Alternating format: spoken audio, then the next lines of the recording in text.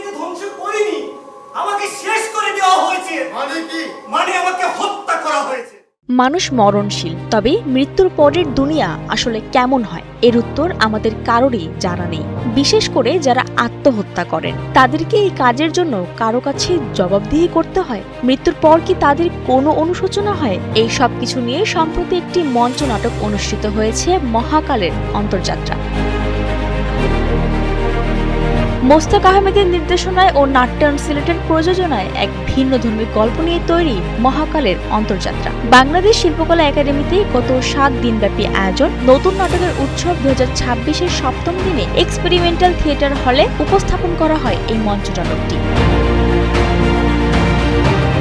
মঞ্চনাটক এক অন্যরকম অনুভূতি। এখানে চরিত্রগুলোর সাথে খুব কাছ থেকে যুক্ত হওয়া যায়, অনুভব করা যায় সেই সংলাপগুলো, যা কিনা ডিজিটাল পর্দায় অসম্ভব অনেকের কাছেই। এমন ভিন্নধর্মী মঞ্চনাটক অনেক দর্শককেই মুগ্ধ করেছেন। এখানে আসলে এই অভিনয় কাছাকাছি যারা অভিনয় করছে তাদের কাছ থেকে দেখা, মানে টাচে থাকা, তারা ডায়লগগুলো দিচ্ছে, সরাসরি আমি দেখতে পাচ্ছি তাদেরকে, তাদের কথাগুলো শুনছি, অভিনয় হচ্ছে, এটা হচ্ছে অন্যরকম একটা অনুভূতি।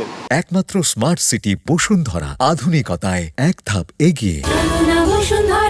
তরুণ প্রজন্মের কাছে মঞ্চনাটক নিয়ে আগ্রহ অনেকটাই কম। এর পেছনে একটি বড় কারণ হলো প্রচারণা। সঠিকভাবে প্রচারণা না হওয়ার জন্য অনেকেই জানেন না এই বিষয়ে, তাই আগ্রহ খুব কম। তাই গুটি কয়েকজনকে ছাড়া ওইভাবে কাউকেই দেখা যায় না মঞ্চনাটক দেখতে। প্রচারণা বাড়ানো দরকারি। সাধারণত মঞ্চনাটকে খুব এনথুজিয়াস্ট না হলে কোথায় কি নাটক হচ্ছে এটার ইনফরমেশনটা, মানে আমরা যেহেতু এখন অ্যালগোরিদমের যুগে বসবাস করি, ফিডে আসাটা খুব টাফ। মানে এটা হতে পারে যে এই গোষ্ঠী থেকে আসলে তরুণ প্রজন্মের কাছে মেসেজটা ঠিকমতো পৌঁছাচ্ছে না। তরুণ প্রজন্মের ইন্টারেস্ট অনেক বেশি, ব্যাপারটা সেরকম না।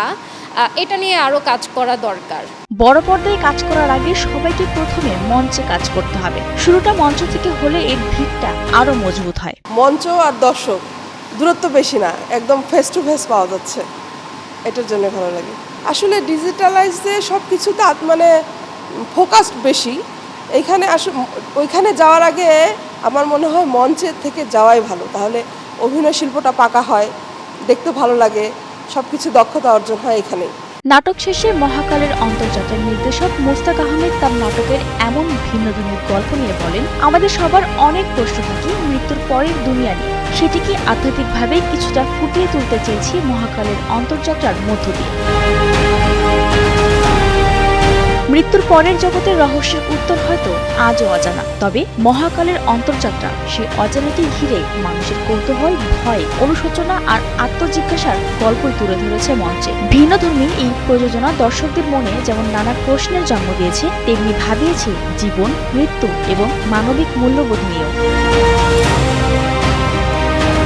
বৃষ্টিরানী দাস, কালের কণ্ঠ।